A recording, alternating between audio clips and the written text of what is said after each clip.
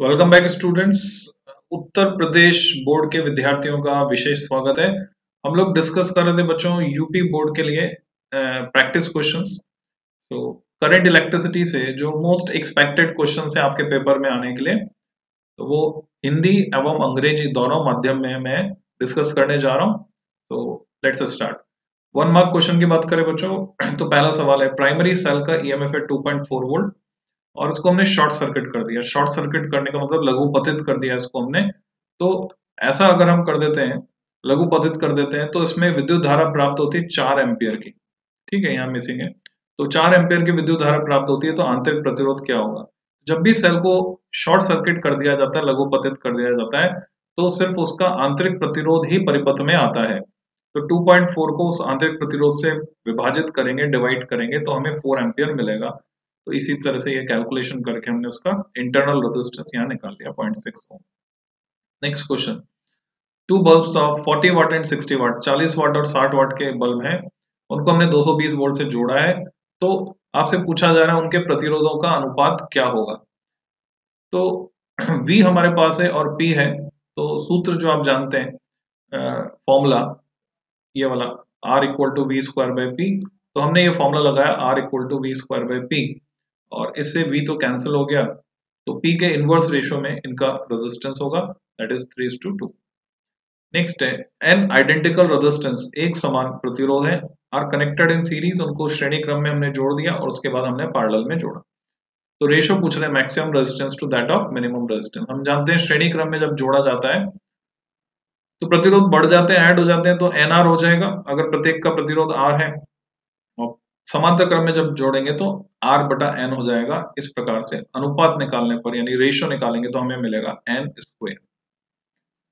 Question number 4 है, चित्र में जो दिखाया है, according to the figure the potential difference point A and B, A और बी के बीच का विभवांतर हमको बताना है। तो ये जो विभवांतर है ये कैसे गणना करेंगे, यहाँ से हम केवीएल लगा सकते हैं या यहाँ से धारा निकाल सकते हैं। ये जो अर्थ में सिंबल्स बने हुए अर्थ के नहीं आपस में जुड़ा हुआ है, इस परिपथ को आप पूर्ण मान सकते हैं, इसको पूरा कंप्लीट मान सकते हो। तो 12 वोल्ट की सप्लाई है और टोटल रेजिस्टेंस है 4 प्लस आर, और करंट दिख रही है हमें 1 एम्पियर। तो यहाँ से हम आर निकाल लेंगे, जो आ गया था 8 ओम। अब 8 ओम में 1 एम्पियर करंट है, तो विभवांतर हो गया 8 वोल्ट। तो सीधे सीधे सिंपल सी कैलकुलेशन। पांचवा सवाल, current of 3.2 ampere is flowing in conductor, find the number of electrons passing per second. NCERT में सॉल्व एग्जांपल है बच्चों, सिमिलर ऐसा का ऐसा।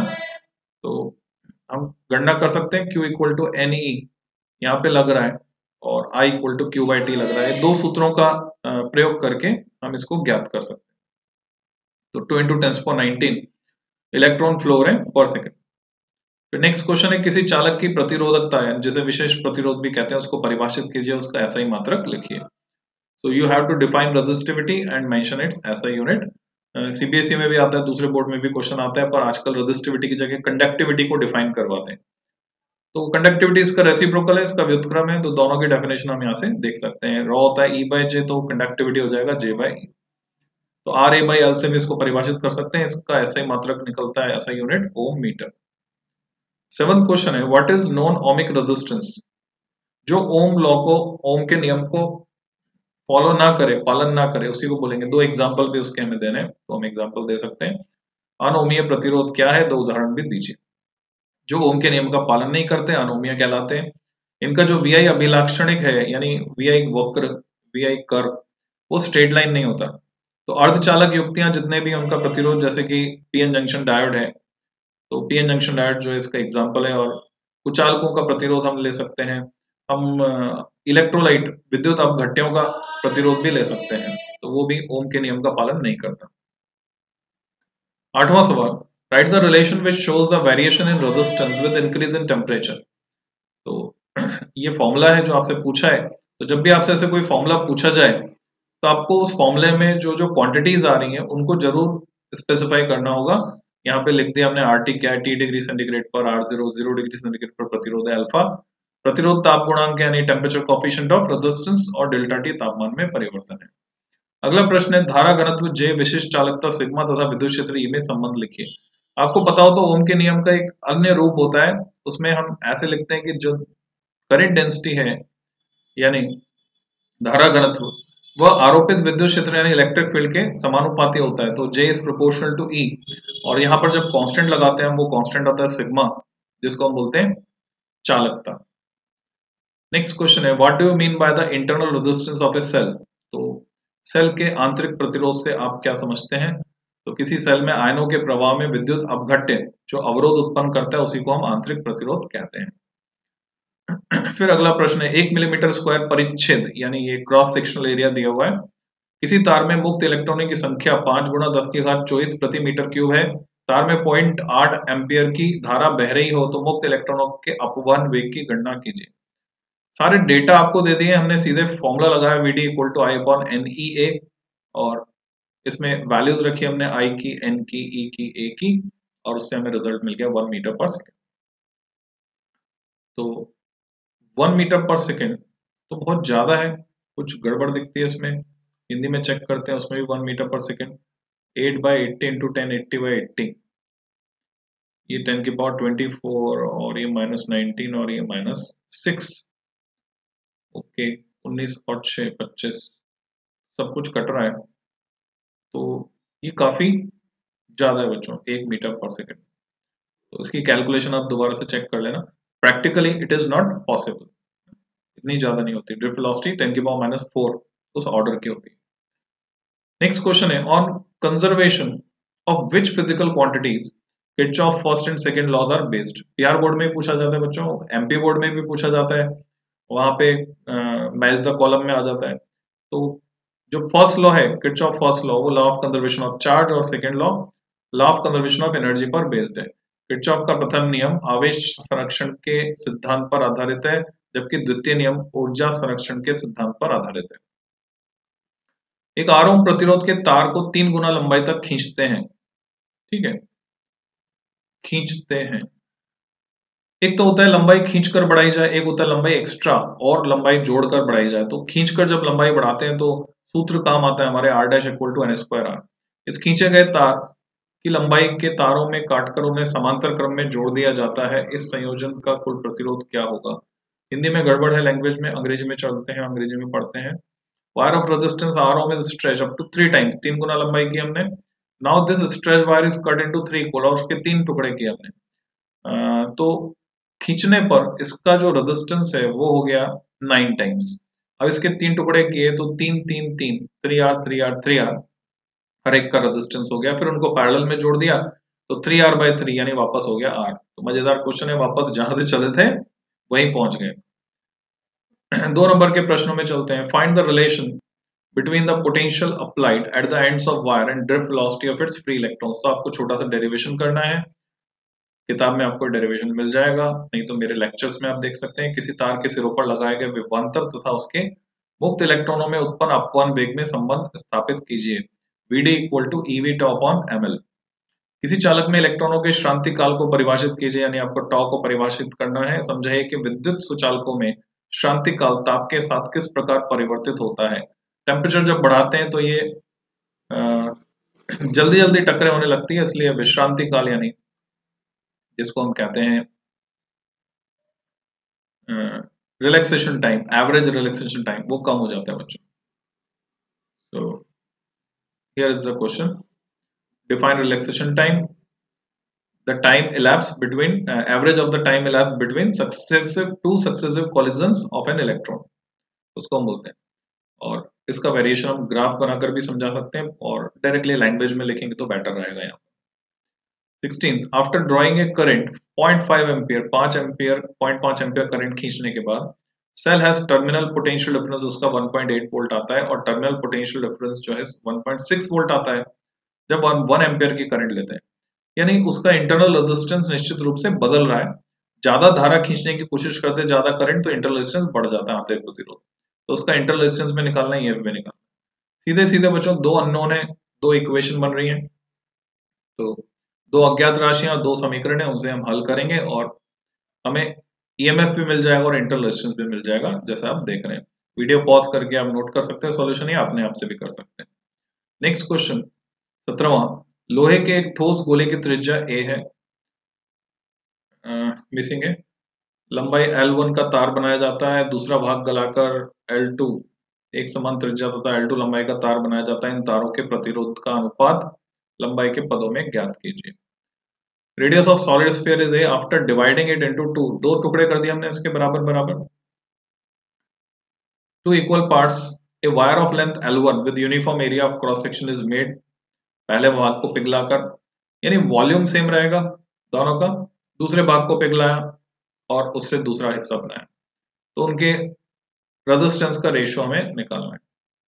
तो हमें पता है वॉल्यूम सेम है तो A1 L1 equal to A2 L2, इससे हमें ये संबंध प्राप्त होता है। मटेरियल सेम है तो रेजिस्टिविटी सेम है तो उनके रेजिस्टेंस का रेशियो हम निकाल सकते हैं, वो हमें L1 square upon L2 square के रूप में मिलता है गिवन डेटा के टर्म्स में। 18वां प्रश्न है, differentiate between terminal potential difference and EMF of a cell and write their unit also. तो TPD क्या होता है, वोल्ट तक कह सकते हैं उसको, विद्युत भाग बल तथा टर्मिनल विभवांतर में अंतर। जब सेल खुले परिपथ में होता है तो उसके टर्मिनल्स के अक्रॉस जो पोटेंशियल डिफरेंस है उसको बोलते हैं EMF, और जब बंद परिपथ में होता है उससे धारा प्राप्त कर रहे होते हैं हम, तो उसको हम वोल्टता बोलते हैं। तो इसके मात्रक वोल्ट ही है, तो लिख सकते हैं। अगला प्रश्न है, किसी धातु के 20 सेंटीमीटर लंबे तार को खींचकर लंबाई 25% बढ़ा दी जाती है। खींचकर लंबाई बढ़ा रहे हैं तो फिर से n2r सूत्र हम काम में ले सकते हैं। नए तार के प्रतिरोध में प्रतिशत वृद्धि की गणना कीजिए। ये तरीका जो है बड़े काम का है हमारे। n का मान हमने निकाल लिया क्योंकि नई लंबाई है 1.25 L, सवा गुना हो गई है, 25% से बढ़ना मतलब सवा गुना हो जाना, तो r डैश हो गया n² टाइम्स r, और वहां से हमें प्रतिरोध के मान में वृद्धि प्राप्त होती है 56.25%। तो अंग्रेजी में आप इसको देख सकते हैं, इस प्रकार से क्वेश्चन रहेगा। यहाँ है solution. Question number 20, right and explain the Kirchhoff's law with the help of circuit diagram. परिपथ चित्र की सहायता से हमें ये समझाना है किरचॉफ का नियम। किरचॉफ के नियमों को लिखकर परिपथ बनाकर समझाइए। विभव मापी का सिद्धांत क्या है, इसकी सुग्राह्यता कैसे बढ़ाई जाती है। तो पोटेंशियोमीटर का प्रिंसिपल पूछा है, तो potentiometer is based on the fact that the potential drop on resistance wire of uniform cross section is directly proportional to its length. तो दिए गए एक समान लंबवत काट क्षेत्रफल वाले तार की लंबाई पर होने वाला विभव पतन उसकी लंबाई के समानुपाती होता है। इसी सिद्धांत पर विभव मापी आधारित है। इसकी सुग्राह्यता को हम कैसे बढ़ा सकते हैं, सेंसिटिविटी बढ़ाने के लिए हम तार की लंबाई बढ़ा सकते हैं, विभव प्रवणता को कम करके हम इसकी सुग्राह्यता को बढ़ा सकते हैं। जब भी बैलेंसिंग लेंथ, संतुलन लंबाई ज्यादा प्राप्त होगी हम बोलेंगे अधिक सुग्राह्य है।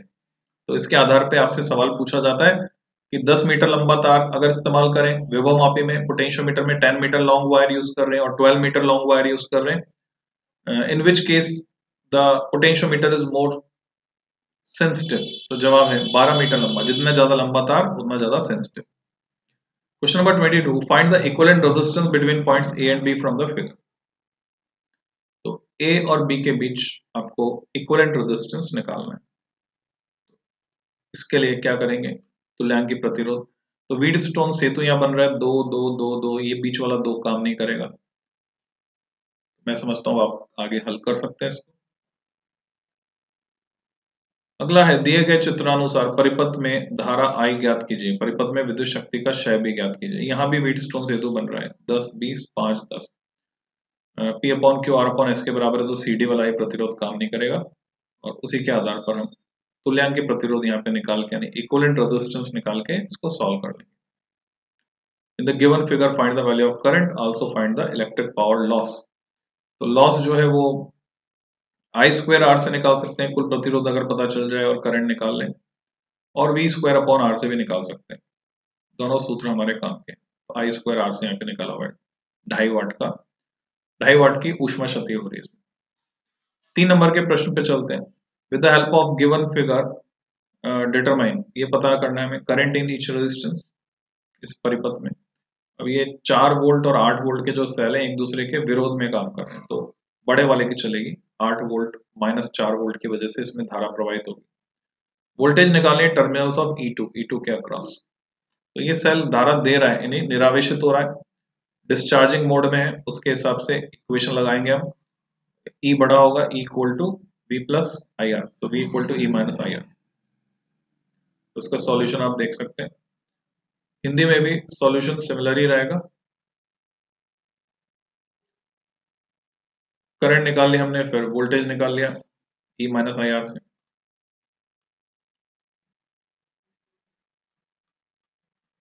तो ये हुआ 24वां प्रश्न। 8-4 बटा कुल प्रतिरोध, 3 और 6 का समांतर क्रम तुल्यांक निकाल के पैरेलल इक्विवेलेंट निकाल के 4.5 में जोड़ देंगे और साथ में श्रेणी में जोड़ देंगे 5 और 1 6। अगला 25वां प्रश्न है, मुक्त इलेक्ट्रॉनों के अनुगमन वेग तथा अपवाह वेग से क्या तात्पर्य? एक अनुगमन वेग, एक अपवाह वेग। How these are different? तो अंग्रेजी में पढ़ते हैं what do you mean by drift velocity. तो यहां पर हिंदी में ये गड़बड़ है, अथवा नहीं आना चाहिए, है ना, या आना चाहिए, या। चलो ठीक है, चलेगा। तो ड्रिफ्ट वेलोसिटी क्या है और इसके आधार पर derive the ohm's law, electron drift velocity. तो VD equal to I upon n e A, sorry हाँ सही है, VD equal to I upon n e A and VD equal to e V tau upon m L, दोनों से equate करके हम V upon I equal to constant सिद्ध कर देते हैं। Draw the circuit of Wheatstone bridge, find the condition of balance using Kirchhoff law. ये आप कर सकते हैं। मोस्ट इंपॉर्टेंट क्वेश्चन जो सबसे ज्यादा बार पूछा जाता है। What is potentiometer? How internal resistance of a cell is determined by using it? Derive the necessary formula along with the circuit diagram. तो ये भी आप कर सकते हैं। विभवांपी क्या है, इसकी सहायता से सेल का आंतरिक प्रतिरोध पुस्तक में भी देख सकते हैं, उसमें दिया हुआ किताब में देख लें। आवश्यक सूत्र भी निगमित कीजिए। तो E1 upon E2 equal to L1 upon L2 वाला नहीं है यहाँ पे, आंतरिक प्रतिरोध यानी R equal to E minus V ऐसे करके है, L1 upon L2 minus 1 into capital R वाला, वो सूत्र यहाँ पे निकाल।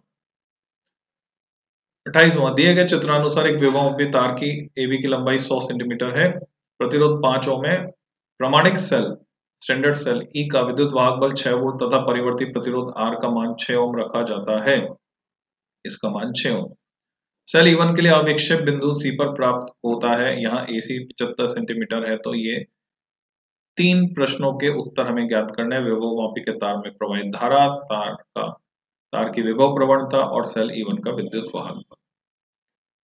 तो सॉल्यूशन देखने से पहले आप खुद से पहले कोशिश कर लें, ट्राई कर लें, और उसके बाद वीडियो को पॉज करके आप इसका सॉल्यूशन देख सकते हैं। आसान है, कुछ इसमें मुश्किल नहीं है। पोटेंशियल ग्रेडियंट मतलब AB पर होने वाला विभव पतन डिवाइडेड बाय उसकी लेंथ, तो हम इजीली निकाल सकते हैं।